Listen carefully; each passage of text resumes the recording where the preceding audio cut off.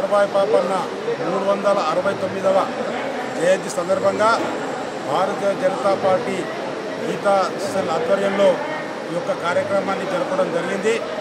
ఎందుకంటే గత 400 సంవత్సరాల క్రితము ఈ యొక్క మొఘల్ సామ్రాజ్యాన్ని కొల్లగొట్టి మనమే రాజులుగా ఉండాలని చెప్పి సమాజంలో ఉన్న బడుగు బలహీన వర్గాల ఎవరైతే ఉన్నారో నమ్న జాతుల వారైతే ఉన్నారో మనం రాజ్యాధికారమే ధ్యేయంగా వారు పనిచేయడం జరిగింది. దాదాపు 7 మందితోటి స్టార్ట్ అయిన ఈ యొక్క కార్యక్రమము దాదాపు 12,000 మంది సైనికులను మరి సమకూర్చి ఈరోజు మొఘల్ సామ్రాజ్యాన్ని ఎక్కడికక్కడ కట్టడి చేసి వారు పరిపాలనలో తీసుకోవడం జరిగింది.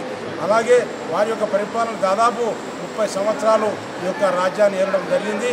వారి యొక్క ఉద్దేశం ఏంటంటే మనము ఈ యొక్క సమాజంలో మనము అధికారం ఉన్నంత వరకు ఏమి చేయలేము, ఈ ప్రజలకు ఏమి చేయలేము, మేలు చేయలేము.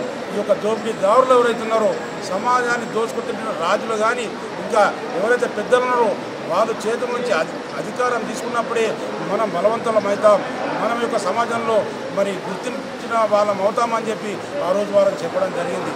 ఈరోజు ఈ యొక్క ప్రభుత్వం కానీ ఇక్కడ రాష్ట్ర ప్రభుత్వం వారిని గుర్తించకపోయినా ఈరోజు బ్రిటిష్ లైబ్రరీలో వారికి సంబంధించిన మరి పూర్తి సమాచారాన్ని సేకరించి ఈరోజు ఇప్పుడిప్పుడు వారి యొక్క వెలుగులోకి వస్తున్న సందర్భంలో రాష్ట్ర ప్రభుత్వం కూడా వారి యొక్క చరిత్రను మనము ఈ యొక్క పాఠ్యాంశాల్లో చేర్చాలని చెప్పి భారతీయ జనతా పార్టీ డిమాండ్ చేస్తూ ఉన్నాం.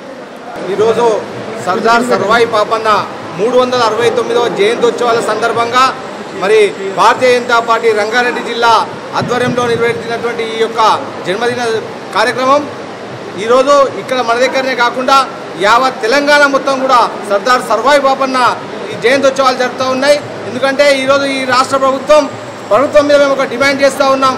ట్యాంకు బండ్ పైన సర్దార్ సర్వాయి పాపన్న యొక్క విగ్రహాన్ని అక్కడ ప్రతిష్ఠించాలని చెప్పి మేము భారతీయ జనతా పార్టీగా మేము డిమాండ్ చేస్తూ ఉన్నాం. అదేవిధంగా మరి సర్దార్ సర్వాయి పాపన్న యొక్క జీవిత చరిత్ర మన రాష్ట్రంలో మన దేశంలో గుర్తించకుండా కేంబ్రిడ్జ్ యూనివర్సిటీలో మరి యొక్క సర్దార్ సర్వాయి పాపన్న జీవిత చరిత్రను కేంబ్రిడ్జ్ యూనివర్సిటీ వారు అక్కడ ప్రచురించి వాళ్ళు బుక్ ప్రింట్ చేసిన తర్వాత కిలాషాపూర్లో ఉన్నటువంటి అంతకుముందు పేరువారం రాములు వారి యొక్క అన్న వారు ఆ చరిత్రను తీయడం జరిగింది.